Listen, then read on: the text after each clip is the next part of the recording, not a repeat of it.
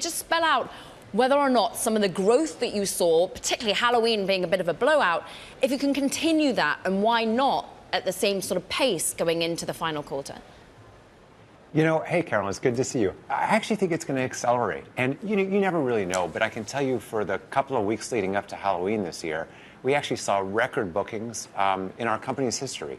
And what that tells us is that people are getting out. People want to be connected with each other. So we actually just introduced a feature today that for a scheduled ride to the airport, if we're not there within 10 minutes, we'll actually pay you up to $100. We'll even pay you to take an Uber to the airport. We really want to reduce stress for the holidays so that people can get out and enjoy themselves. $100 if you don't get your car on time. Even if you then take a taxi or an Uber, I mean, how much can you really pay on incentives to make sure that people become addicted to your product rather than the key competition? Well, I mean, the truth is we don't want to pay a dime, right? Because we want to have a reliable product. And we do. We focus so much energy on making sure that if you try to get a scheduled ride to the airport, it's going to show up a couple minutes early. It's going to wait for you.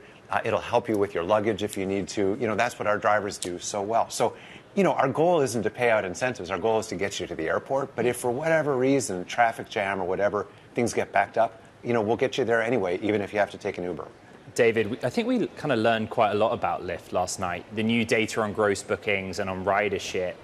But that really got me thinking about your cost base and the take rate. And I know that's kind of old-fashioned finance speak, but you have had to incentivize heavily, and supply hasn't grown. So I'm just interested in how long that dynamic can continue. Yeah. So, when we think about, supply, that really means how many drivers we have on the platform. Our drivers are actually up 45% year on year. And the truth is, it's actually not been a very expensive proposition for us. The incentives that you're referring to were really important during COVID. Of course, people really didn't want to drive during COVID. But now we actually find so many drivers are coming back because it's a flexible job they can do on their own terms. They can drive when they want to, and then they can stop anytime they want to. So, it hasn't actually been a big problem for us, and something that we think over time is going to be, even easier to do is attract more drivers. So for 2024 calendar year, what's your kind of reset goal for your company? You're a relatively new CEO. You've galvanized the workforce. I hear from a lot of sources that there is a good energy within the company, but you kind of have a lot of work still to do. Customer obsession. Customer obsession. Customer obsession is what drives profitable growth. That's our whole thesis. And the better we can focus on our riders, the better we can focus on our drivers, the more we'll grow. And we've seen this with, for example, Women Plus Connect, which we just launched in September, that allows women drivers and riders to request a ride with each other.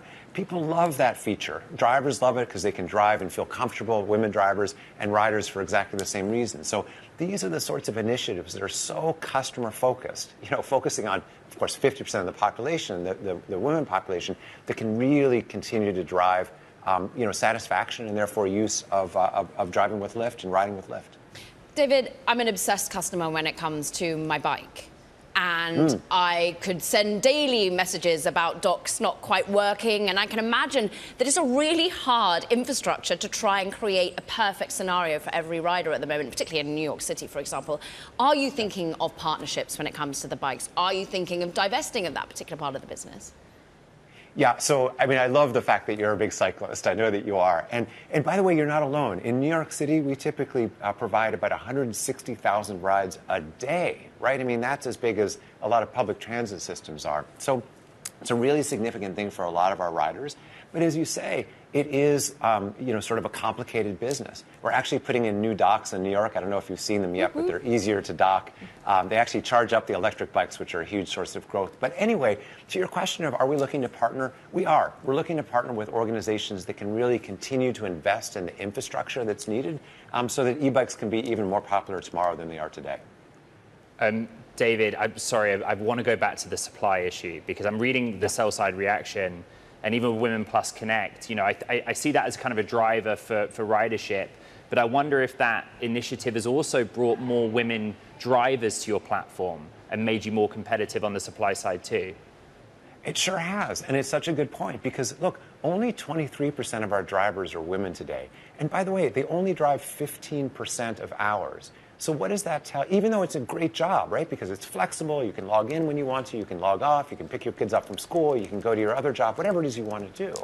So what that tells us is we need to continue to invest in bringing more women drivers onto our platform, which increases the overall driver supply, to your point. And that's what we see happening. We're now available in 50 markets across the United States. 55 across the United States. And it's super successful. So it's a great example of a customer-obsessed initiative that benefits both drivers and riders and ultimately makes it more appealing for everybody, which then, of course, drives growth, which drives profitability. That's how you build a great business. David, we ask you once again, I think now for the third time, are you open still at this point to a sale or being acquired? I love the consistency of the question. I'll give you a consistent answer. We will always answer the phone. That's part of the job, but it's not our focus. Our focus is on customers and just obsessing over them so that they can get, home for the holidays, they can get to Thanksgiving stress-free. That's really the focus.